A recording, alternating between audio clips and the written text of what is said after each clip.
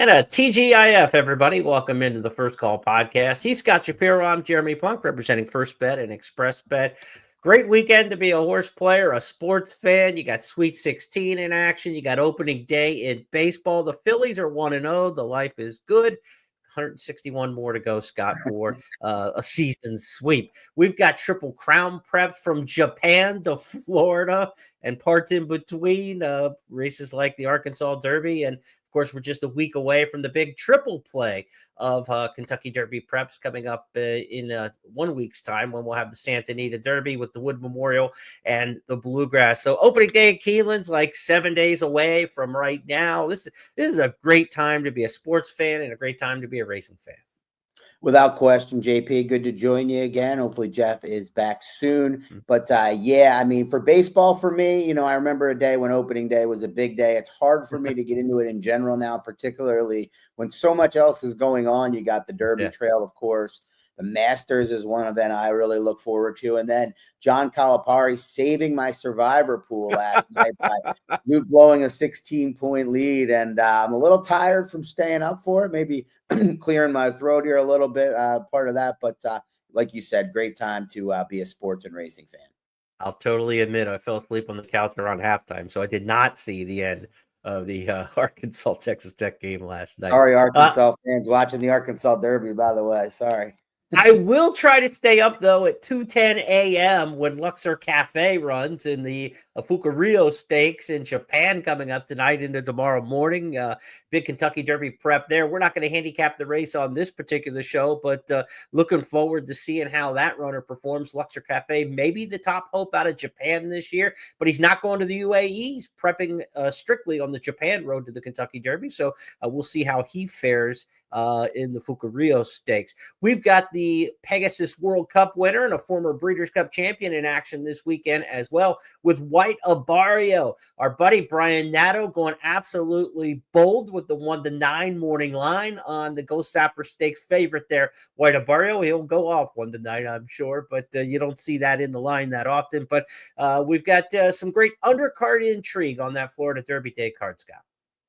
Yeah, without question. White Abarrio, a little bit of an interesting spot coming back at a mile and a 16th in the Go Zapper. Obviously, it feels like they are working probably backwards from a point later on in the year to get to decide on this race, you would think, after capturing the Pegasus. He's a standout in there. He's going to be a huge favorite, like you said. Probably not a big chance to beat him, but like a lot of other stakes races where hopefully we'll be able to find more value. Yeah, the Met Mile may be next up for White Abarrio. So if you're trying to shorten him back here a little bit, Met Mile, of course, Belmont weekend at Saratoga this year, of course, the Belmont back at the spa. Okay, let's talk about the races we're going to handicap for this weekend. A lot cooking. It's a huge day with Arkansas Derby Day at Oaklawn. Big day, even bigger day at Gulfstream Park for Florida Derby Day. And we've also got a little Santa Anita action for you. So for those of you watching on our video channels on X and on YouTube, be sure to like, share this out, comment in the comment section, help us grow the audience. For those of you on our longtime audio channels who are listening in today, here are the 8 races Scott and I will handicap over the next 30 minutes or so. At Gulfstream Park, we're going to look at 4 of what I think are 10 stakes races on the 14-race card at Gulfstream Park. The 4 we will look at begin in race number 9 with the Gulfstream Park Oaks. We'll go to the 11th for the Army Mule, the 13th, the Appleton, which leads into race number 14, the finale. Running the anchor leg will be the Florida Derby.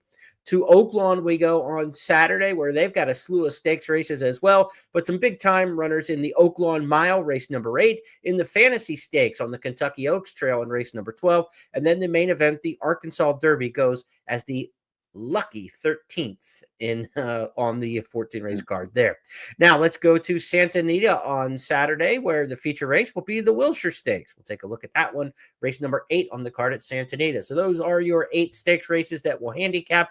Want to remind you, we've got a $10 money back special on all the Kentucky Derby prep races this season with First Bet and Express Bet. That includes this weekend's Florida Derby and Arkansas Derby. $10 money back special means if your win bet in either one of those races or both of them finishes second or third, you'll get up to $10 back into your account in the form of wagering credit. So a little bit of insurance, if you will, a safety net. So make sure you play your win bets in the Florida Derby and Arkansas Derby with First Bet and Express Bet, and especially the Florida Derby win bet, because for the first time that I can recall, we've got a 15% winnings boost on the Florida Derby. So not only will you get a $10 money back special if you happen to run second or third in the Florida Derby, if you happen to pick the winner and you're correct, 15% winnings boost. So whatever the winner pays, you get 15% more into your account. So you absolutely want to play the Florida Derby with us this weekend.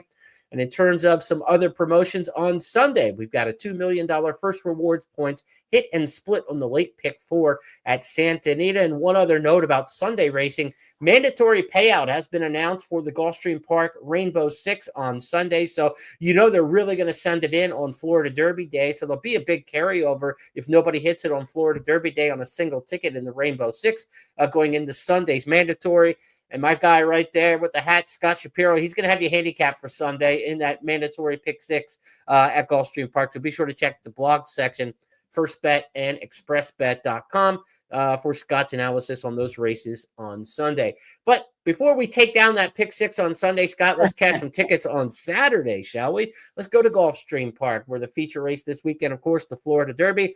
But the fillies running towards the Kentucky Oaks are first up for us. Let's talk about the Gulfstream Park Oaks. It's race number 9 on the card. Grade 2, $250,000 person here. And boy, it sure feels like two main players in here, 5G and the Queen's MG. Which G are you going with?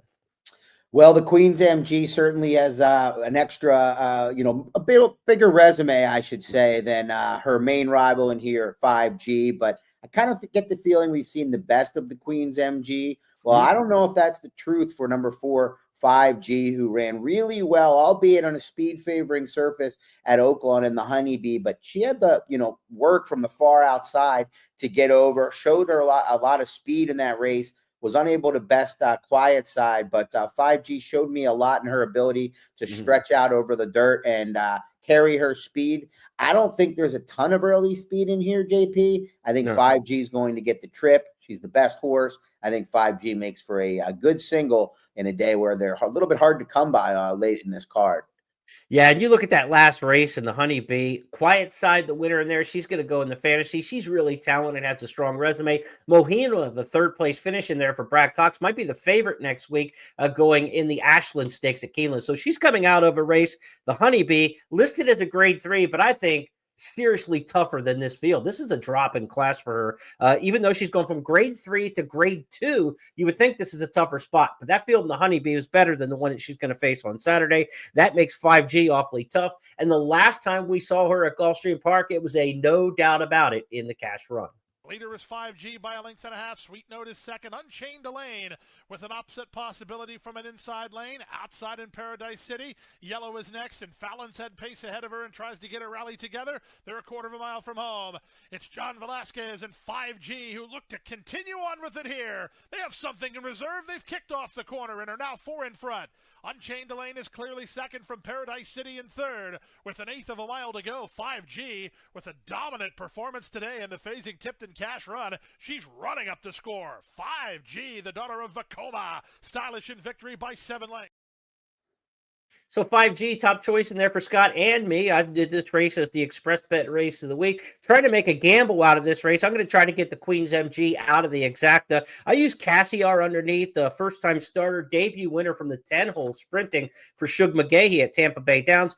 This is a bold move for Shug to go from a debut sprint to a 2-turn stakes route like this, and he's pretty conservative, so he must like Cassiar a little bit in there. I used that one as part of the exacta, and then I also looked at a daily double in here to Bunratty Manor in race 9 to race 10 as my 2 wagers there. I think we'll get a fair price, $12, $14 price maybe on Bunratty Manor in the 10th race, so we'll try to hit a daily double that way. But like you, I'm keying around 5G in here, and if you're looking for a single in the multi-race wagers, I wouldn't argue with that. Yeah, I mean, it kicks off the Derby or the Rainbow Six. Geez, old school chatter there. The Rainbow Six is the wager that we were talking about for Sunday, whether the pool will be big. Maybe, I think people are going to take a chance at a big swing at it. I'm not normally a big proponent of playing that every day, but I do think playing it on a day before, if you have a real small ticket, you might get good value for it. So that might be a way to leverage it as well. But I'll probably look more towards keying on top and playing in pick 3s. All right, let's go to the next race at Gulfstream that we've got for our handicapping schedule. It's the Army Mule Stakes, race number 11. Name for the Todd Pletcher trainee, who was a pretty nice horse. I'm not sure he deserves to have a stakes race named for him at Gulfstream Park, but we'll see how it turns out here for some of the horses in here who have some potential, but haven't quite lived up to it. The Army Mule, a 7-furlong sprint for $165,000. And if you'd have told me last March that Knightsbridge would be running in overnight stakes races for $165,000 at this point in his career, I'd have told you no way. He looked like the next good thing. I mean, he had won his debut by 10. He won his return race at Gulfstream last March by 9. And it hasn't gone right for him since. Third in the Perryville at Keeneland off a layoff. Then he came back off a layoff and was beaten at 30 cents on the dollar last time out to Inveigled. He goes against Inveigled again. Scott, let's give the fans a chance to look at that comeback bid with Inveigled knocking off Knightsbridge. And you'll let me know whether or not we're going to take 30 cents on the dollar back again, or we're going to try to find somebody else. Run to the top of the stretch, and Knightsbridge continues to work but continues to lead. Davis gets off the inside at the opportune time for Uno Mas Bourbon. Also working into the clear is Inveigled, and they're on their way home. Inside, Knightsbridge, he's hard at work. He's trying to put him away. Down the center, Inveigled is launching late in between horses, Flying Liam. They come past the 16th pole. Inveigled has hit the front. The upset is on at 14-1. It's Inveigled in front. Knightsbridge with a solid try second. Third was Uno Mas Bourbon. Look, he was hounded by a 25-1 shot in there and could never shake free. That's more on him, I think, than the 25-1 shot. This was not a good effort, I don't think, from Knightsbridge. Disappointing in the return for me. And I've got to try to look around a little bit at least in here. I think he's the best horse. 7 furlongs should help him in here. And there doesn't look to be a lot of pace. But if you want to take a stab against him, I just need to find the right one to do it, because I don't think it's an impossibility that he gets beat again in a short number. Toss. He's a classic toss, Knightsbridge. No, I mean, he can definitely win the race, and I see the case for him potentially having it a little bit easier on the front end. But he is cutting back a furlong, so it brings, you have to go a little bit quicker up front generally in those types of races. This is just a horse that on Theragraph, on Ragazine, the numbers that I trust the most, is going backwards in each race. Not a sign you want to see. I know he's going to get hammered on the toe board. Yeah. He may be the likeliest winner, but I don't think by anywhere near the amount that I expect him to be better in the win on the win board, and especially used in the horizontal wagers that I expect a lot of people to be diving into. So to me, the first thing about this Army Mule is besting Knightsbridge in a horizontal, maybe vertical. I think he can be off the board potentially if he gets pressed. I went with a wild card to the Ontario bred number 9, Play Me a Tune, a lukewarm top pick. I'm going to use a few in there, but I think this is a gelding that has some upside on the dirt. I know that first effort over it in the Mr. Prospector was underwhelming, but that was a better field. Mufasa, White Abarda, Little Vic, and he was down on the inside, Jeremy. I think with Edwin Gonzalez back aboard, I want him to get into the race here. I don't want him to be too far out of it early, and I think he still has some upside and could be overlooked because of that one effort over the dirt. Yeah, I mean, that Mr. Prospector, infinitely tougher with the top end 3 in there. Any one of those first 3 would be vying for favoritism easily in this spot for sure. If not, stone cold favorite in this particular spot with a horse like White Abarrio or Mufasa would be. Army Mule Stakes, $165,000, race number 11 on the card. Knightsbridge, the horse to beat, but he's found a way to get beat in his last 2, and Scott's going to try to do it again with Play Me a Tune. Try that one in race number 11. We go to the 13th race on the card next at Gulfstream Park for our handicapping purposes. 1 mile on the turf, the $165,000 Arthur Appleton Stakes. This race on the grass, of course.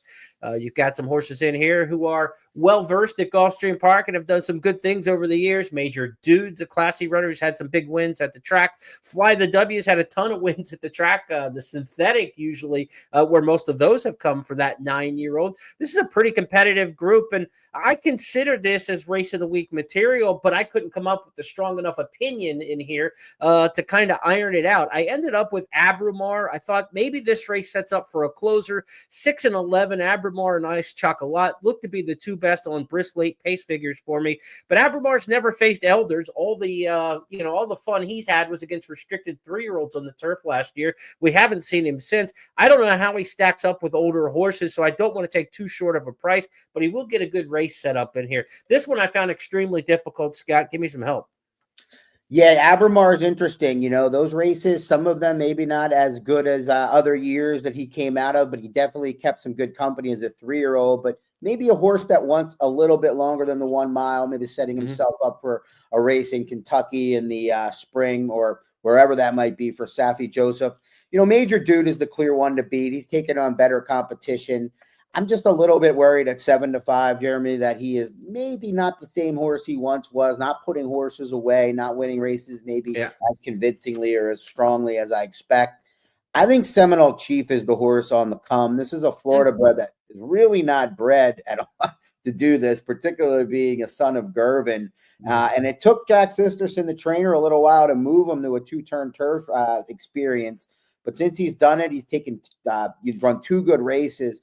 And what I really like is that Sisterson took the blinkers off last time. This is a horse that struggled a bit to relax in some of his races, especially the one that he finished third in prior to that. He relaxed really well in that spot under Tyler Gaffalione, who unfortunately is injured. But at 8-1, I think Seminole Chief is a horse that could definitely give Major Dude all he can handle. Let's go back to his victory on March the 1st. Gaffalione was aboard that day, but as Scott mentioned, we'll be looking for a new rider on Saturday. Here's Seminole Chief in victory. Full Nelson hasn't giddied up yet. They stack, they pack, and they turn for home.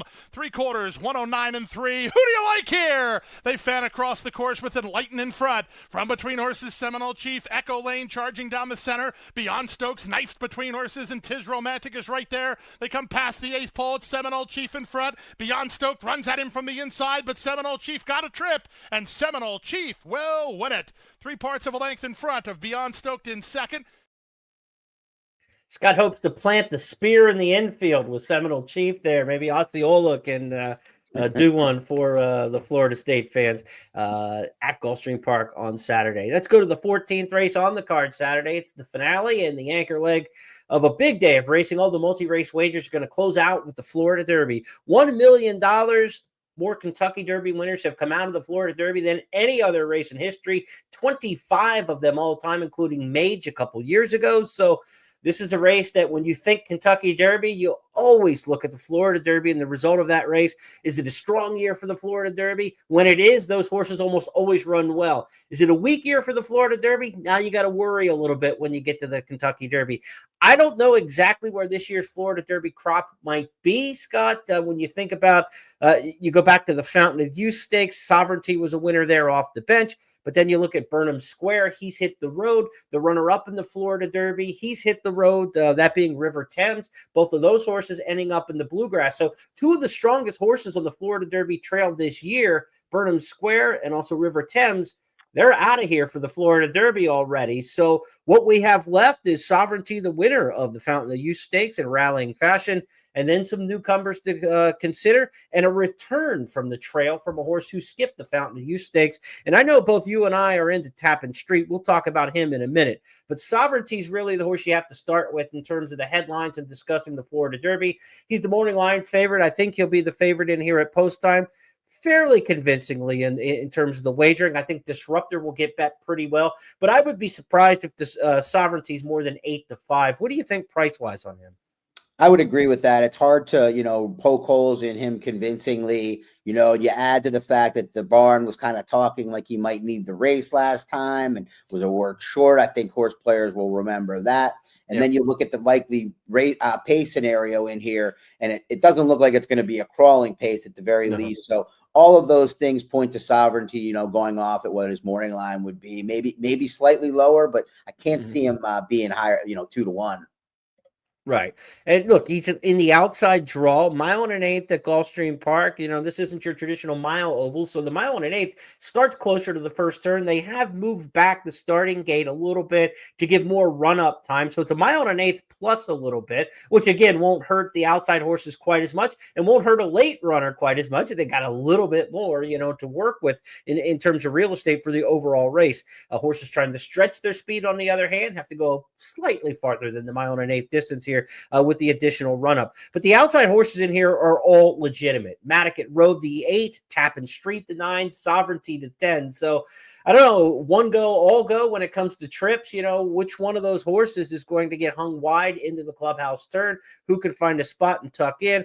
As my days as a chart caller, the one thing that really became obvious to me in the years when I charted races was ground loss on the first turn is just worthless. I mean, there's nothing good that comes out of ground loss on the first turn. You lose ground on the second turn. Sometimes that helps you keep your momentum. You don't get stopped behind horses. That's not a bad thing.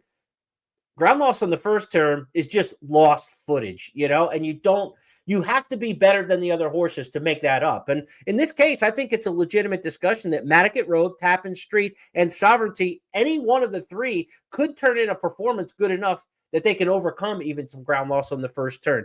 But they're going to have some speed horses in here to get past. Neo Equus on the rails, got plenty of gas. Disruptor, the 4, has essentially been wire to wire or pressing in sprint races in 2 races to this point. Irad Ortiz rides Disruptor. He's been sending everything to the front in these Derby preps for a month or so. Irad won 4 on Wednesday, 3 on Thursday. He's riding lights out right now at Gulfstream as we record our podcast on Friday afternoon. So I would expect Disruptor to be right into the mix. Neo Equus is interesting. He set the pace last time in the Fountain of Youth Stakes. He was going sprint throughout that day. In the workout since then, I went back to First.TV, the former XB TV, and watched a lot of these workouts over the last couple of days.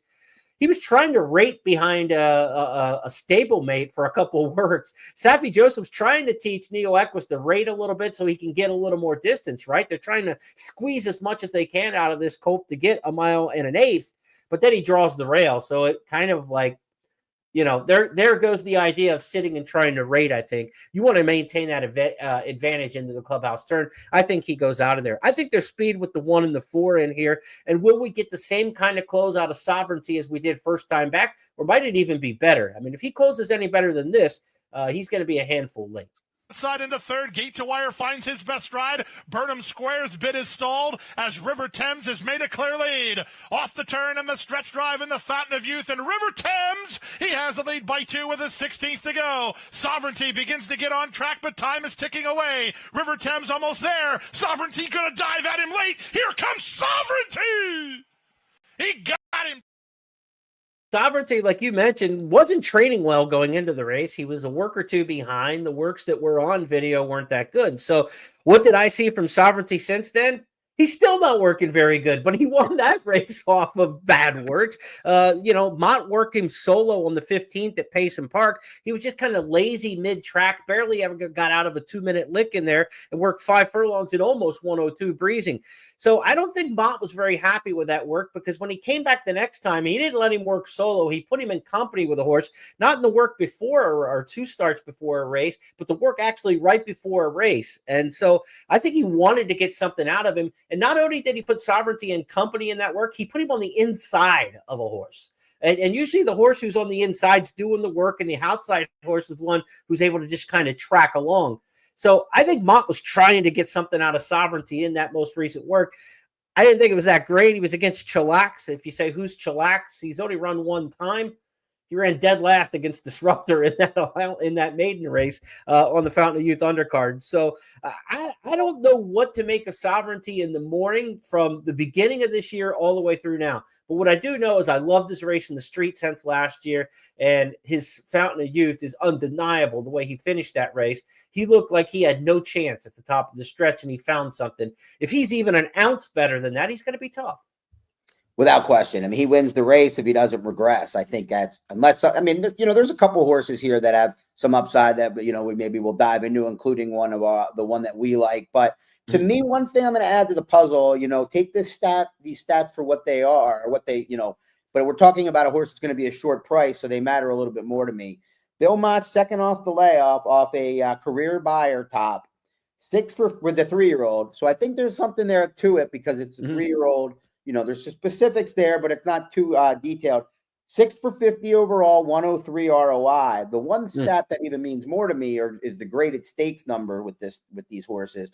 Those are horses he cares about quite a bit, and he's planning things out. 0 for 10. So when he has a horse run really well off the break, they tend to maybe not perform as well as you might think. So just something to add to the puzzle. Interesting there. Junior Alvarado, of course, injured, the jockey with a shoulder injury, so he's out. Sovereignty gets a new rider for the Florida Derby. That'll be Manny Franco, who doesn't ride Gulfstream very often. It's been several years since he left the Naira base in the winter, so Franco gets the call there. Also, Matticat Road looking for a new jockey. You had mentioned earlier on the podcast that Tyler Gaffalione was injured earlier this week. Ankle injury for Tyler Gaffalione, which is just going to throw Keeneland into a Luis Saez fest. It's always Saez and Gaffalione running away with the jockey standings. If Gaffalione misses serious time at Keeneland, he's certainly going to put a lot of money in the pocket of Luis Saez when we get to Lexington. But as for Matticat Road, his jockey will be Mike Smith. Been a while since Mike Smith's been on a headline horse, maybe heading towards the Kentucky Derby. It was a good effort for Matticat Road in the Rebel Stakes. We talked about that a little bit later we'll see that a little bit later when we talk about the Rebel card and the Rebel Day race, I should say, the Rebel Stakes, when we talk about the Arkansas Derby Day card. Matticat Road's interesting in here. He could be difficult. I think he's worked okay in his races. What I find interesting is he had a very tough race in the Rebel, 45 and change, 110 and change. He's had 3 work since. Baffert, all solo workouts. That's not like Bob Baffert. He usually works them in company, so he knows that race was taxing, and he also knows 2 road trips. I think they always knew Matticat Road was one of those horses going on the road. He wasn't going to stay and run against Citizen Bull in the Santa Anita Derby. So the fact that they knew they had 2 road trips for this horse in the spring and that taxing race that he had in the Rebel, 3 solo workouts, but he's looked pretty good on the clock and visually for Matticat Road. Now, Tappan Street, when we talk about looking at all these workouts and the horses training towards this race, Tappan Street's the real interesting one, Scott. For Brad Cox, he was set for this race since the last race, the Holy Bull. They said right at the beginning they're not going to the Fountain Youth. We're training up to the training up to the Florida Derby. They had a plan. He got on the workout tab exactly 2 weeks after his race, which is right on time, what you want to see. And he has worked every 7 days in just perfect timing.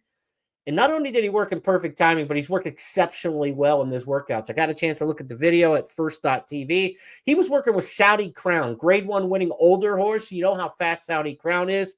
And I'm telling you this, 2 works back, the work on March the 8th. I think, what's the date? The March 8th work at Payson Park.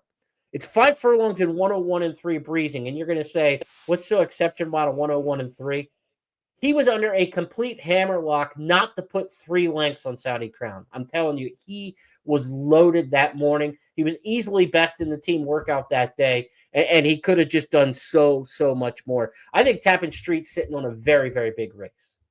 I absolutely agree. I think one key point you make, particularly when you're thinking about winning the Florida Derby, maybe not the Kentucky Derby, is he's been pointing to this race and training forwardly leading up to it. That's a big edge. I think when you look at a horse like Sovereignty, obviously they want to win the Florida Derby. This is a huge race, but they're clearly trying to win the Kentucky Derby with this horse.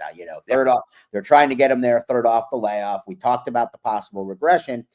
I would be absolutely all in on Tappan Street if it wasn't for one thing, and it's the thing that you brought up right away, is the outside post. I think Sovereignty, in most cases will be able to avoid it being a big issue because he's just going to, angle over.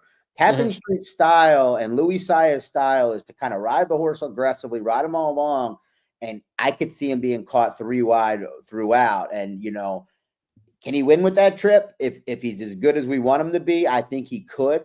Some days it's not going to work at all with that trip, but otherwise, I think Tappan Street, like you, is sitting on a huge race for Brad Cox, who's looking to get that major Derby horse. Has had a couple of underwhelming efforts of late. Yeah. Look, owned by Windstar Farm China Horse Club and Company. You say Tappan Street was the horse Cox has had in this spot all the way. So much so that this same ownership group sends River Thames, the runner-up in the Fountain of Youth, to Keeneland. And last week, Brad Cox and the same connections sent the favorite to the Louisiana Derby. So they cleared out the path for this horse, Tappan Street. This is the one I think they've wanted the Florida Derby with.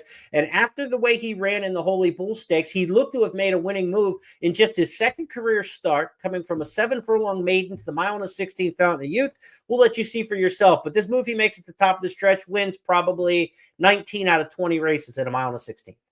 Tappan Street is driven and starts to gain 3 wide. Trying to run home from the back is Burning Glory as they race to the first finish line. Louis Saez called on Tappan Street and got a big kick, and he strides to a 1.5 length lead from the outside. Burnham Square tries to bridge the gap, and he starts to gain a bit of ground. Ferocious is flattening out. Off the turn and the stretch drive. Burnham Square under a full head of steam, and he runs by to take the lead with a 16th to go. Tappan Street is fired, but he's second best to Ian Wilkes trainee Burnham Square, who wins the Holy Bull going away under Edgard Zayas. Second is Tappan Street. They were well clear of Burning Glory, who was third.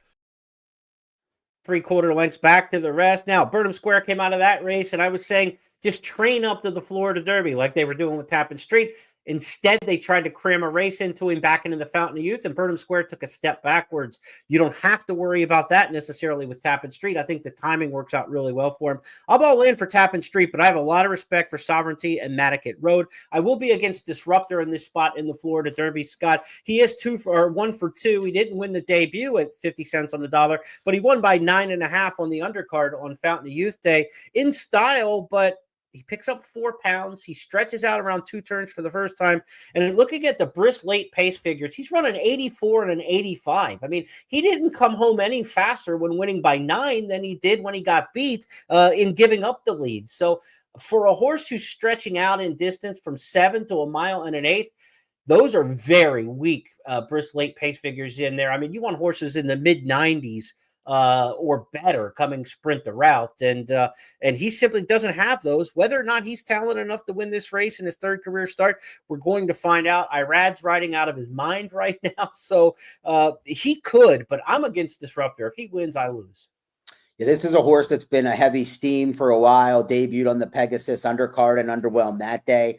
Last race was impressive, visually speaking, if you just watch the race, but a couple of things to keep in mind. I think the outside was a little better that day, March 1st at Gulfstream Park. You look back at the field that he disposed of, there was not much in that field. And I don't love the draw in between the horses we talked about potentially wanting to be involved early on. It could work out to a perfect stalking trip, but a lot of questions here on the stretch out.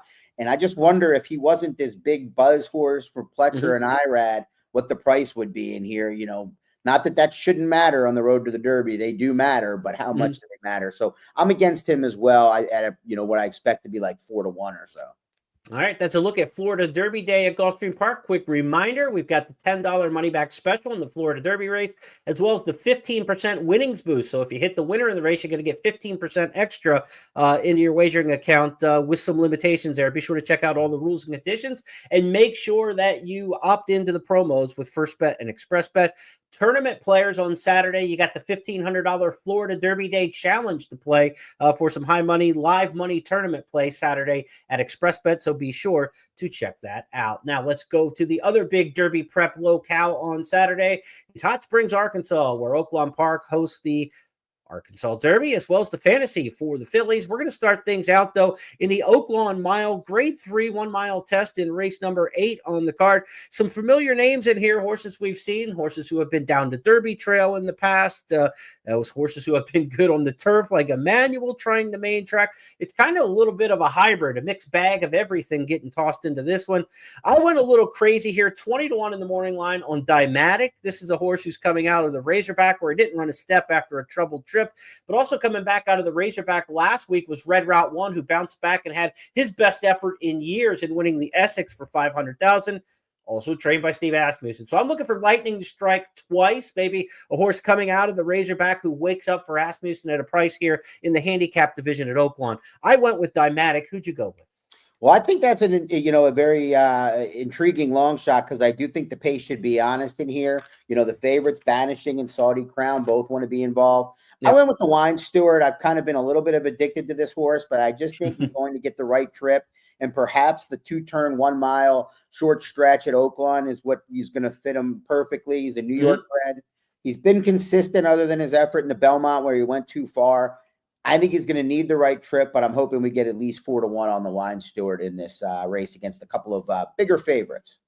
Patriot Spirit still on the lead. The Wine Steward turning up the pressure now, and here comes the Wine Steward after Patriot Spirit. They're even. Brunacini right behind them in third. Henro gets a giddy-up reminder. He's mounting a bit, but still has a lot of work to do. He's 7 behind, under a ride with Raised Cane. Liberal Arts not going to get it done. Top of the lane. The Wine Steward on the outside as ahead in front now. Patriot Spirit on the inside second. The Wine Steward under the left-hand and encouragement leads the way. Patriot Spirit not going away without a fight. The Wine Steward holding on to the lead now. Patriot Spirit can't keep up in second, and the Wine Steward is back. The Wine Steward and Juan Hernandez win the 5th season.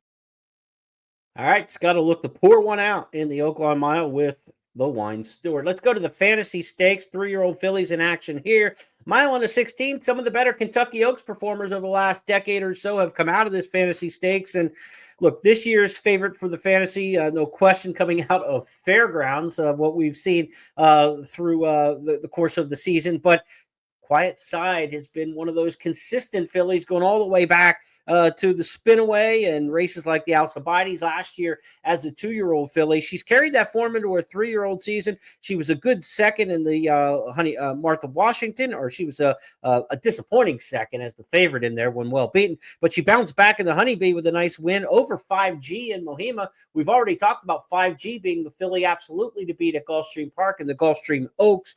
I think Quiet Side's just kind of consistent. And in a race where there are some other options in here, I just like her consistency. I think she'll run well under Jose Ortiz. For John Ortiz, no relation, but Jose's riding so well, dominant leading rider title this year at the Fairgrounds. I'm going to take Quiet Side, not creative in here so much at 2-1, but the 8-5 morning line favorite, Simply Joking, is not going to take a back seat to her for sure.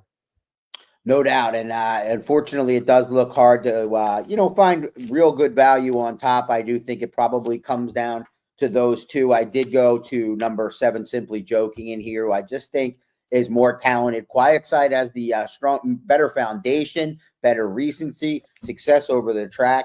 But I'm hoping it's Simply Joking speed that makes the difference here. I know this is a filly. Whit Beckman has a few of them this year that have been on this Oaks Trail, mostly training down at Fairgrounds. Believe this is the one that he's kind of thought the most of all along. Had a little bit of a illness and missed the February race down there, the Rachel Alexandra or wherever she was going to go last month. But I think she's going to make the lead, and I just think she's got more talent than this field.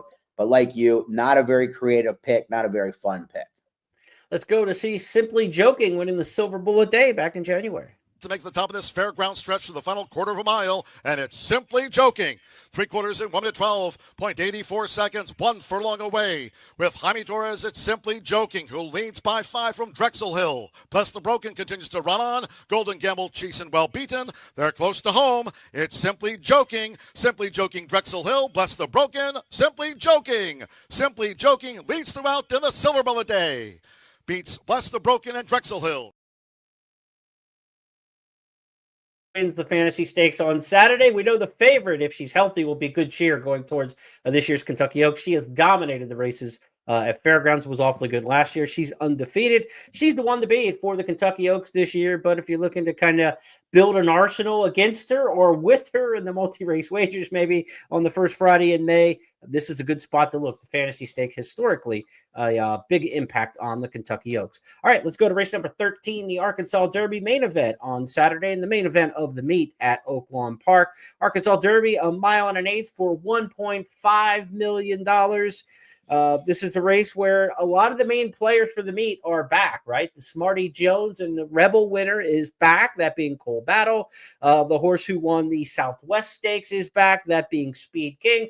And the horse who's been kind of knocking around in most of these races, Sandman, is also back. So you've got the locals well represented in this one, but Cornucopian is trying to become a de facto local. He's back for the second time. He's only run once. It was the beer money horse, if you will, on the undercard of the Southwest or the Rebel Day. When he won a debut race for Bob Baffert, he was in kind of as the travel companion, if you will, when Matticat Road came into town and almost won the Rebel. Cornucopian may have stole the show, though, that day on the undercard. Let's go back and take a look at his win, February 23rd.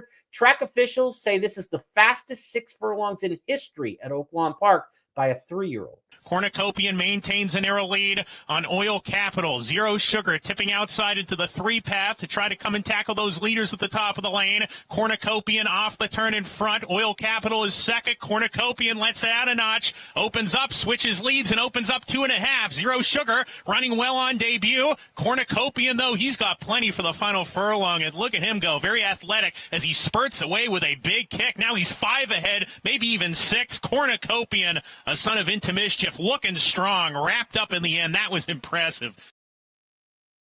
He's a half brother to Guarana, who won grade 1s at 7 furlongs all the way to 1 mile and an 1/8. So there's plenty of pedigree here for this son of Into Mischief. Scott, they were 11 and change each of the last final 8ths in that 6 furlong race. You talk about like, okay, if we're going to go sprint the route, you better have a little something on the back end. 99 brisk late pace figure. We're talking Disruptor running 84 and 85 on the back of his 2 races to this point. So Cornucopian, to me, much more equipped maybe to go from this sprint to the big route than Disruptor. And that's kind of like the way I look at those 2 horses. They're not in the same race, but in some respects, they're kind of the same horse trying to do similar things in this spot. I think Cornucopian's got a real good chance to do it. Johnny V will ride as Irad Ortiz decides to stay at Gulfstream Park on Saturday and doesn't come back for the return mount here. Interesting rider, but you never take a back step when you go to John Velasquez. Well, that's the thing here. You talk about comparing this horse somewhat to Disruptor, and I like that, Disruptor has the 2 races to Cornucopian's 1 and hasn't had the shift, but he meets a much tougher field, in my opinion, first and foremost. And then he has an inside draw or middle draw, whereas Cornucopian, not a ton of speed. Johnny V aboard, outside, a lot of speed in this horse. Assuming he breaks like we expect him to, I think he's going to just have it to himself for the most part. There's some other speed in here, but not this type of speed. So I feel like I might lose my horse player's license by being all in on Cornucopian in a race like this, a horse with just 1 sprint. If Bob Baffert still has it, though, when he makes a move like this, he could easily, JP, have kept this horse at home, shipped one of his more seasoned veterans out to the Arkansas Derby, but he clearly thinks this horse is special, wants to see what he's made of, and I think he's going to prove very tough for this field of locals to get to best late. And when you talk about the outside post draw at 1 mile and an 1/8, this is a little different talk at Oaklawn than we're talking at Gulfstream Park, because Oaklawn's a 1 mile oval, so a much longer run through the stretch before they hit that clubhouse turn. And with the speed of Cornucopian, if he's not in the 1-2 path into the first turn, I'll be stunned. Absolutely stunned. I mean, maybe Speed King goes all out inside of him, but there is nobody else in this race that has any chance whatsoever of being in front of him. Cornucopian. So if Speed King goes on a send mission under Bejarano, then he's in the 2 path with a long run to the first turn. So the outside post is actually probably a good thing for an inexperienced horse. He gets to kind of load last. He doesn't have to worry about a lot, but it will be a big crowded Oaklawn. So loading on the outside in front of the grandstand, this actually be a little bit of a good prep for the Kentucky Derby. And also, I used to say this about the Arkansas Derby a lot. It is the most Kentucky Derby-like prep race in terms of the atmosphere that a horse can kind of get that education from. They saddle in the infield. It's a little bit different process. I know they don't saddle in the infield in the Kentucky Derby, but they saddle amongst a bunch of hullabaloo in the Kentucky Derby. It's not your normal routine where you go to the paddock and you saddle right there. Kentucky Derby, it's nuts. There's everybody on top of you. There's a lot of commotion. At Oaklawn Park, you got a really big crowd. You're loading in front of a huge crowd right in front of the grandstand, just like you will at Churchill Downs up at the head of the stretch where there's people piled everywhere. I think it's a really good dress rehearsal for horses to get mentally right for the Kentucky Derby. And if Cornucopian is going to be thrown into the Derby off of 2 starts, if he runs well here, he'll actually get a much better education here than, say, going to the wood in front of a rather empty, quiet grandstand and just kind of going out, loading in saddling in a regular paddock and just kind of going through all the regular routine of a quiet day at the races. I think this is actually going to help him if he's going to be a Kentucky Derby horse. I'm with you. I picked him on top. I'm not really wild about that. I probably take a shower for picking him on top. I feel a little greasy for doing so. But I'm just not sold on the others. That's the thing. When I looked at the Rebel Stakes and it's a great story, Cole Battle. And people know I worked at Remington Park for 4 years back in the day. I love Remington Park. I do a lot of work for them. Springboard Mile. I want the Springboard Mile horses, Cole Battle and Speed King, to run really big and beat Kentucky Derby horses. I want to root for them. I'm just not sold that they're that great. In the Rebel Stakes, look, Matticat Road went hell's bells, 45 and change the first half. The third and fourth quarters of that race went in 50 and something. They basically went 5 seconds slower, the third and fourth quarters, than the first and second quarters. They had to make a little bit of move in there. So Sandman, Cole Battle, they had to come with something in that race. When you go 30 lengths slower, the third and fourth quarters, than the first two, and yet Matticat Road still didn't get beat very far and was right there. So I'm not sold on the Rebel Stakes alumni, which would lump in Cole Battle, Sandman. Speed King was well beaten in that race. He got ground up in the pace. You could see a same thing happening here with Cornucopians, even faster than Matticat Road, I think. So I don't like anybody out of the Rebels. So now you're left with First Division and Best Friend Rocket coming out of a similar allowance race that was just kind of okay. But it's Lucas and McPeak. They're going to take a shot here, and maybe they'll run okay, but I couldn't take either one of them on top. And so here I am. I think Cornucopian's just faster than these horses. I think he'll get the mile and an eighth on pedigree. Does he have enough training in him, and does 2 road trips take anything out of him? That's it. That's the question. In terms of the training, he's been out working Barnes in the morning and some other big horses in Southern California, so he's certainly training well. Unless the travel takes it out of him, I think he's by far the most likely winner of this race. And I'm rooting for Lonnie Briley and Cole Battle. Believe you me, I would love to see, Goliath taken down by David again with Briley over Baffert. But I think Cornucopian wins the race, unfortunately. The thing for me is kind of, how will Cornucopian lose? If you're trying to beat Cornucopian, how will he lose the race? And the question, I think some of these horses are going to get caught in major chase mode, starting with like Best Friend Rocket and Speed King, are just going to get speed burnt by a horse of this caliber. I know they tried to rate Speed King last time. I can't imagine they want to not rate him in this spot, but I mean, the value in this race would be trying to maybe, if you're a chalker like us, maybe trying to find a horse that can pick up the pieces. I don't love anybody. The same reason I am so confident in Cornucopian. Hopefully, it doesn't make us look bad. The 25-year-old me would pick Publisher in here, trying to be the wise guy with the closer. We just saw what Asmussen did with his Tastic. His form doesn't look much different. I know he's still a maiden, but he's run some pretty good races. And you say, if you're going to beat, and like you say, how do you beat Cornucopian? Is he stops. You don't outrun him near the front. So if he loses the race, somebody comes from, another area code in Arkansas to win. Probably. Isn't it Sandman, though?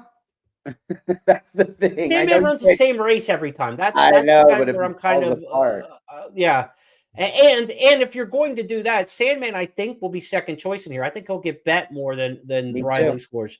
So if you're going to beat Cornucopian and you're going to take Sandman, I don't know that I want $8 or $9 to do it. I think that's like a 8-1 proposition, and you're not going to get 8-1 anywhere close to that. So that's why I'm saying, like, the 25-year-old me who just kind of, bet more money than I should and had no sense about me and just said, let's let it rip. The let it rip in me here would bet Publisher at 25-1 and see if you just can't get a little something. Now, the 53-year-old me says it's a terrible gambling race and steps back and says, I'm not playing it. And that's kind of where I'm at. I'm not betting this race at all. In a multi-race wager, I would single Cornucopian, would be the only way to gamble on the race whatsoever for me. But again, in my younger days where I had to have action on every race, I'd probably take a little flyer on Publisher.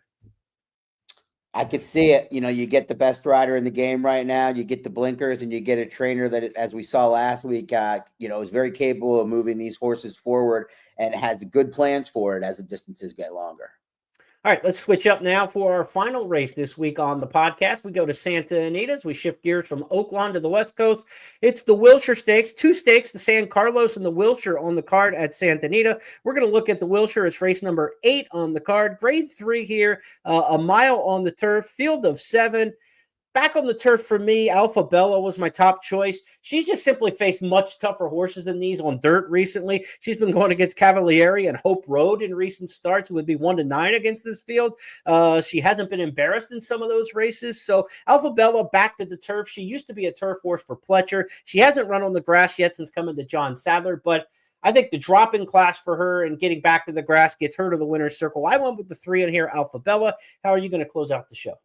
I'm going to go with the 1, the 7-5 favorite to beat the 2-1 second choice, Tirapati. Third start of the form cycle for Jonathan Thomas, who's had a good meet out there, having a nice string in Southern California at Santa Anita. The Buena Vista field last time was simply better than this field, and it was a tricky race to run for this filly because there was a runoff 35-1 shot. I believe Omaha Girl was the name of the runner. And, one of those tricky races, Liguria nailed her at the wire, but, the extra race under her belt, inside draw, success over this oval. I think Tirapati, unfortunately, another formful pick here to out west for me. Let's go back to that Buena Vista. I thought Rashmi looked really good going into that race, and I was surprised she got beat. So for Tirapati to outrun her was a good performance. And here's Tirupati, the first to pounce in second. Behind them, Rashmi and Uncorked guided to the outside, top of the lane. And Tirupati blows on by, chased now by Rashmi. There's room for Liguria, who was dead last and is closing strongly along the inside. Inside the 8th pole, Tirupati. Here comes Liguria on the inside, though. And Liguria has collared her close to home. Outside Rashmi, Liguria has won the Buena Vista. All right, so that's Scott's top pick there, Tirapati in the Wilshire, coming up just a bit short last time. But again, this is not the toughest field for sure. It looks like an absolute 2-horse race in there with our top 2 choices, who are the top 2 picks on the morning line. That wraps up our handicapping for Florida Derby, Arkansas Derby Saturday, and a big day around the country, of course. We've got the racing in Japan going on tonight with some Kentucky Derby implications. White Abarrio, the Pegasus World Cup winner, back in action tomorrow at Gulfstream in the Go Sapper. A lot cooking. Santa Anita players today on Friday, $71,000 in the Pick 6 carryover. Frank Caruli's got your picks at expressbet.com and at news.first.com. He takes you through all 6 races in the sequence. So Frank Caruli pinch hitting this week in the Santa Anita column with his Friday block with a $71,000 carryover. We hope to get Jeff back with us soon. So Frank doing a good job pinch hitting. And Scott, great job pinch hitting on the podcast as well. Happy to have you along with this. I'll give you the final thought here as we roll into a big weekend.